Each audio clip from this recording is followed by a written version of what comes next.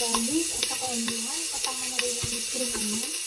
Hintay natin to hanggang maging translucent or maging medyo light brown ang ating onion at saka garlic.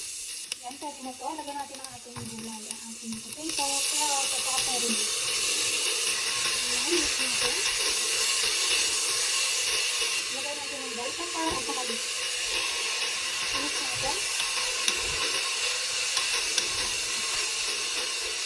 Gawin tayo ng isa. Gawin tayo ng dry parsley.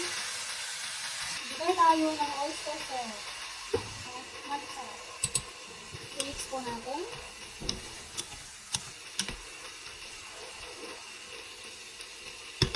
Maglalagay po ako ng vegetable stock. Optional lang po ito. Kung wala po kayo nito, pwede kayong gumamit ng tubig. Daragdag pa rin ako ng tubig. Yung dami po ng sabaw, depende po sa inyo. Ako, sakto lang yan. Lalagay din ako ng black pepper, paprika, at kalahating nor cubes. I-mix po natin.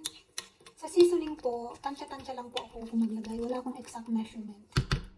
Takpan natin at lutuin natin ang ating gulay. Check natin. Check natin ang lasa.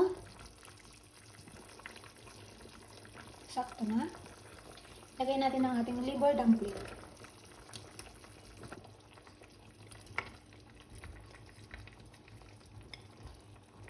I-mix natin.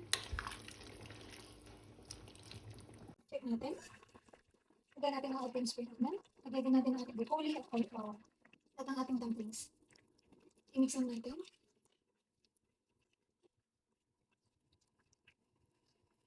Takpan natin at lutuin natin ng 3 minuto. Check natin. Ayan, luto na po ang ating soup. Thank you for watching, guys. See you to my next video. God bless everyone.